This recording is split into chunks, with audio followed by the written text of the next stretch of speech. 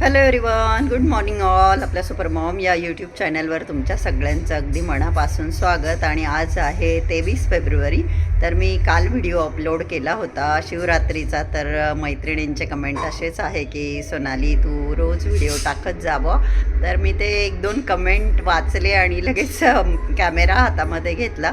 तर म्हटलं चला आपण ट्राय करू, ज्यांना आवडतं आपल्याला बघायला. मग छोटे का बनेना व्हिडिओ, छोटे म्हणजे एकदा एका मैत्रिणीने असं पण कमेंट केला होता की 5-7 मिनटाचा का होईना पण रोज टाकत जा असं. तर म्हटलं चला आपण जे काही करतो थोडंफार ते आपण शूट करून आपल्या मैत्रिणींबरोबर नक्कीच शेअर करू शकतो. तर प्रशांतजी आणि प्रतीक सिन्नरला गेले, पोहे वगैरे खाऊन गेले. आता सोमवार आहे, आज माझा उपवास आहे. आमच्या सोसायटीच्या जवळच मंगल कार्यालय आहे, तिथे बहुतेक काहीतरी कार्यक्रम आहे. तिथला आवाज येतो आहे की माहीत नाही, पण तुम्हालाही आवाज येत असेल. मोठ्याने काहीतरी गाणे वगैरे चालू आहे. तर माझी अजून आंघोळ वगैरे बाकी आहे, देवपूजा वगैरे सगळंच बाकी आहे. रुपाली आली, तिने झाडू वगैरे मारला, तर ती भांडे क्लीन करते. आता मी आंघोळीला जाते आणि देवपूजा वगैरे करून घेते आणि मग बोलते तुमच्याशी. आणि प्रशांतजींचा फोन आला होता की आम्ही येतो म्हणे, पिवळी खिचडी बनव. प्रतीक, प्रशांतजी आणि त्यांच्याबरोबर एक आहेत प्रतीकचे बिझनेस पार्टनर म्हणू शकतो आपण, फ्युचरमध्ये होणारे किंवा सध्याही आहेत, सौरभ म्हणून. तर मुंबईचे आहेत ते. तर प्रशांतजी बोलले की पिवळी खिचडी कर, कारण की मग मी त्यांना बोलले कुठे येतं. ते बोलले आम्ही 10-15 मिनटात पोहोचतो. आता 10-15 मिनटामध्ये पूर्ण स्वयंपाक तर नाही होऊ शकत, परंतु पिवळी खिचडी बरी नाही वाटत. तर मग मी मसाले भात लावला आहे आणि मग बघू आता 10-15 मिनटात पोहोचतील ते. मग जेवण वगैरे करतील. माझा तर उपवास आहे. आणि प्रशांतजीन प्रतीक कसं एकदा गेले की येत नाही. मग ते सिन्नरलाच पंचवटीमध्ये किंवा त्याच्या बाजूला एक शिवसागर म्हणून आहे, तिथे थोडंफार खाऊन घेता कधीमधी. काही एखाद्या वेळेस माझ्या एखाद्या सिस्टरकडे त्यांना इन्व्हिटेशन असतं, कधी बबला अक्काकडे, कधी सुषमाकडे, कधी ऐन त्यांच्याकडे एखाद्या वेळेस इन्व्हिटेशन असतं तेव्हा ते जाता, परंतु नेहमी नाही जात आणि नेहमी जाणं योग्यही नाही. तर आता 1-10 मिनटामध्ये ते पोहोचतील. मग आले की त्यांना जेवायला देईल वाढून मी. इथे मी उडदाचे पापड पण भाजले. नेहमी नाही भाजत कारण प्रशांतजींच्या हेल्थसाठी चांगलं नाही. एकीकडे माझं तूप कडवणंही चालू होतं, तर इथे तूप मी कडवलं, जरा जास्तच कडलं गेलं, कलर चेंज झाला. आणि इथे कुकर बाजूला ठेवला आहे, थंड होतो आहे. 2 प्रकारचे अचार, लोणचं मी काढलेलं आहे. छान लागतं मसाले भात, खिचडी असली की लोणचं खायला छान लागतं. तर हे बघा, इथे हा माझा मसाले भात करून झालेला आहे. आता ही नेक्स्ट डे मॉर्निंगला मी उडदाची आणि हरभऱ्याची डाळ तेलात तळून घेतली आणि इथे नाश्त्याला मी बनवलं आहे एकदम छान उपमा आणि चणे, प्रोटीन सोर्स म्हणून ते देखील बनवले. Hello everyone, good morning. आज 25 फेब आहे आणि आज आहे बुधवार. तर सकाळी सकाळी माझी आंघोळ, सकाळी सकाळी नाही परंतु हो, आंघोळ वगैरे झाली, देवांची पूजा वगैरे झाली. आणि मी चंदनच लावते माथ्यावर पण आणि मानेला पण, आणि चंदन लावून मगच पूजेला सुरुवात होते. आणि स्किन केअर देखील मी करून घेतलेलं आहे, तुम्ही बघू शकता. बाय द वे 2 दिवस झाले आमच्याकडे पाहुणे नाही म्हणता येणार, जे प्रतीकचे बिझनेस पार्टनर ते आलेले आहेत. काय नाव त्यांचं, सौरभ, ठाण्यावरून. तर मग लंच वगैरे, ब्रेकफास्ट लंच सगळं मीच बनवते. आता ऑलमोस्ट 2.5 महिने झाले नाही का.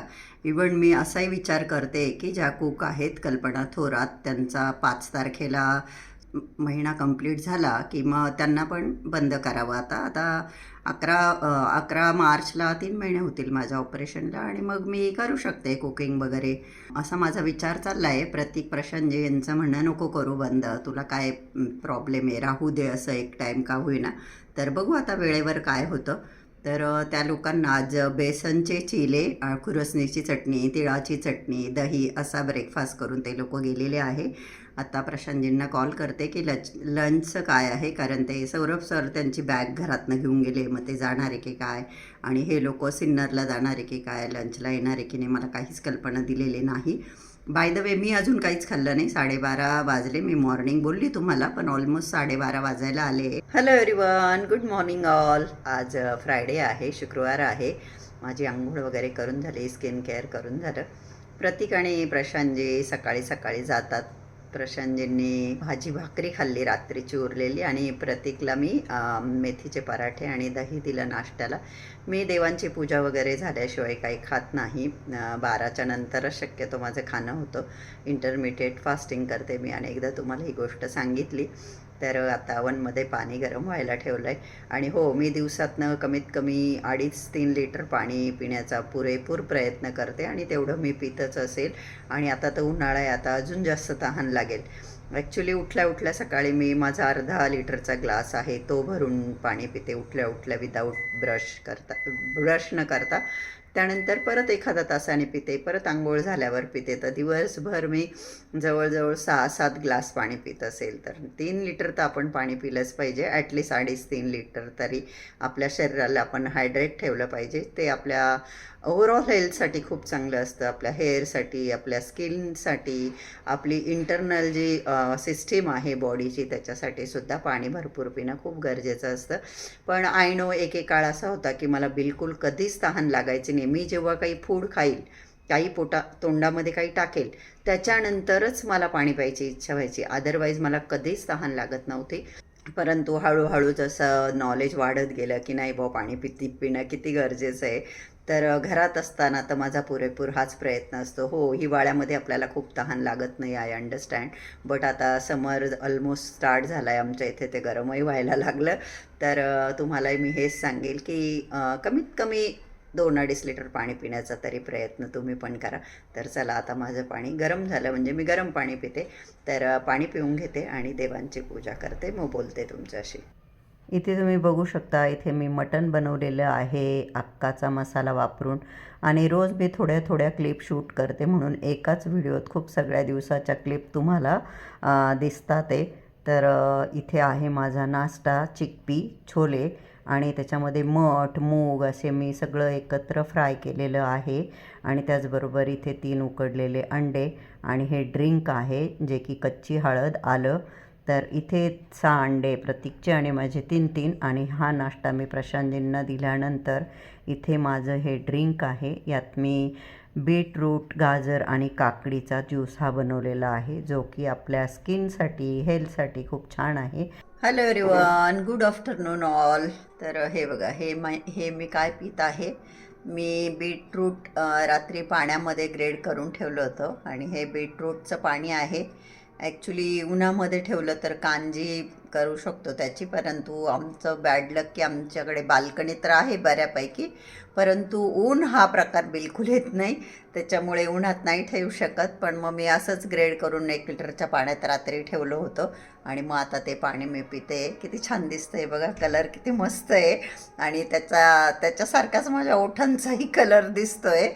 तर आपल्या हेल्थसाठी बेनिफिशियल गोष्टी आपण करत राहिलं पाहिजे, नाही का. तर म्हणून मी हे पिते.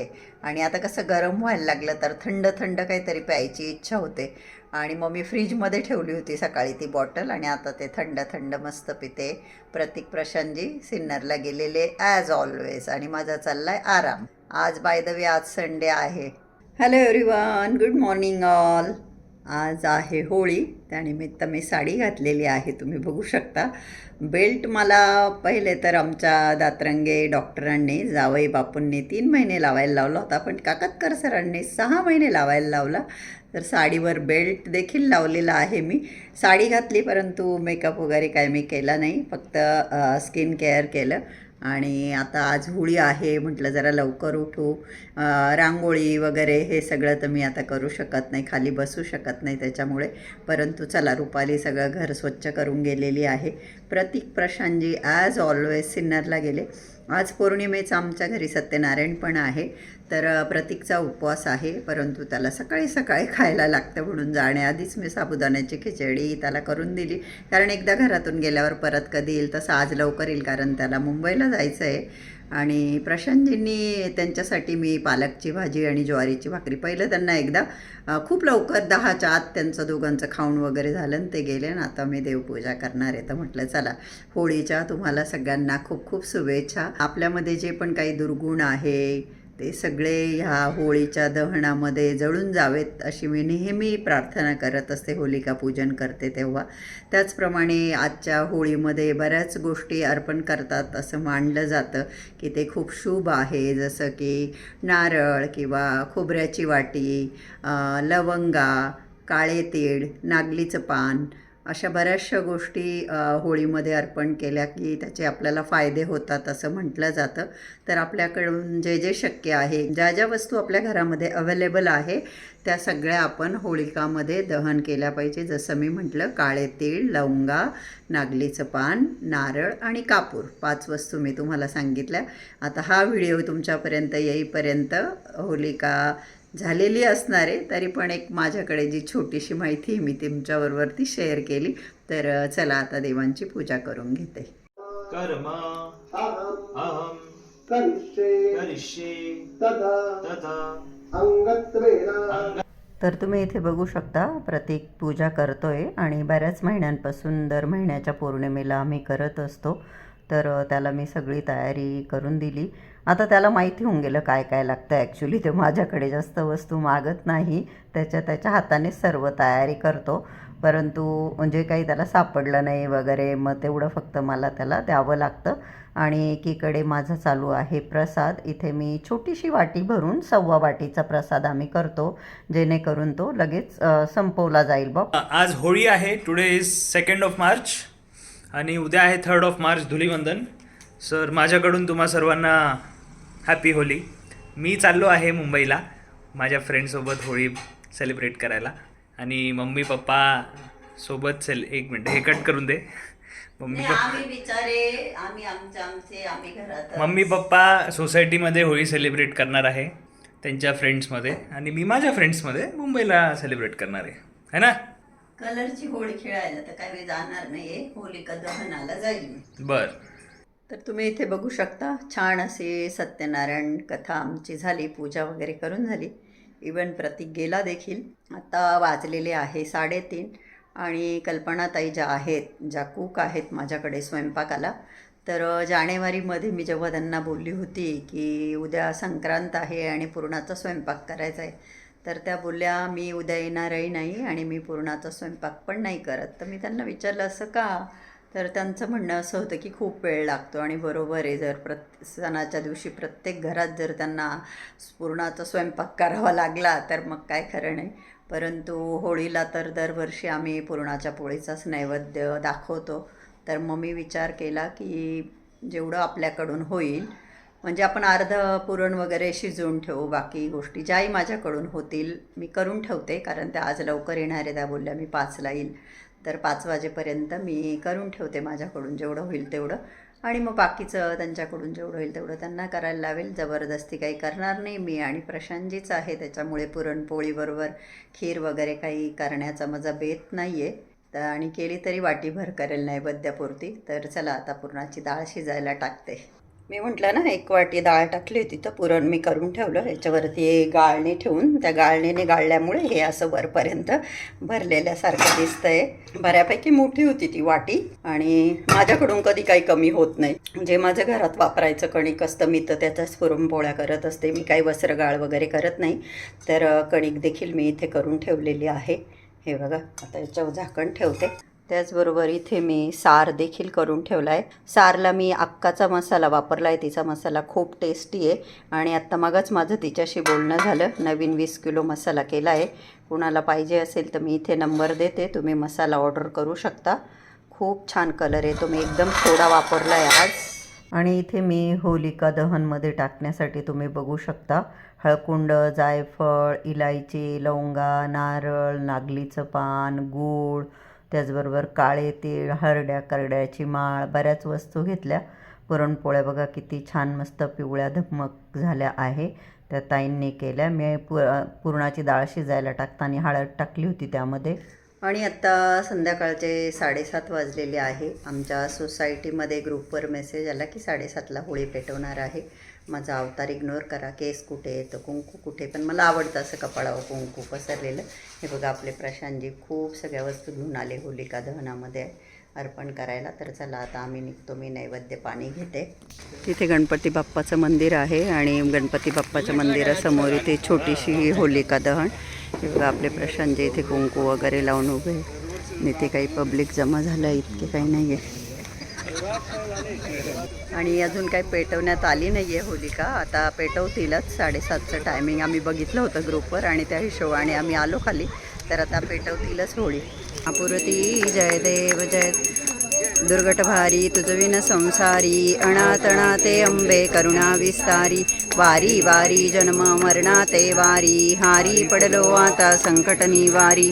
जय देवी जय महिषासुरमथणी, हो दैत्यासुरमथणी, सुरवर ईश्वर वरदे तारक संजीवनी. जय देवी जय त्रिभुवनी भवनी पाता तुझैसे नाही, चारी शुमले वदने प्रसन्न होशी निराशा, क्लेशापासून सोडी दुःखापासून सोडी तोडी भोपाशा, अंबे तुझा तोणी कोण पूर्वी आशा, नरकर तल्ली नराला पदपंकज.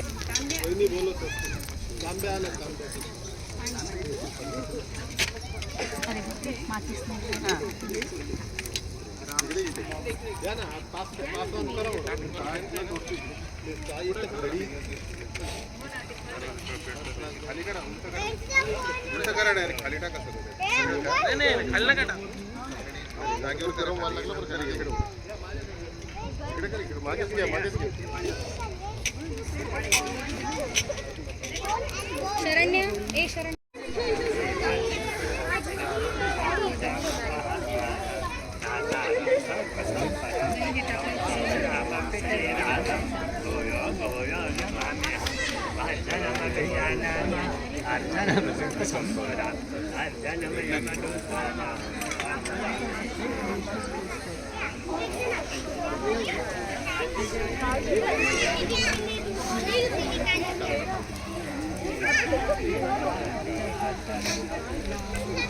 सुरुवातीला बिलकुल गर्दी नव्हती, पण हळूहळू आता बरीचशी गर्दी झालेली आहे.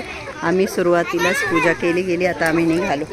आणि घरी आल्याबरोबर मी प्रशांतजींना जेवायला दिलं, मी देखील जेवायला घेतलं. असाच नैवेद्य मी होळीला देखील अर्पण केला.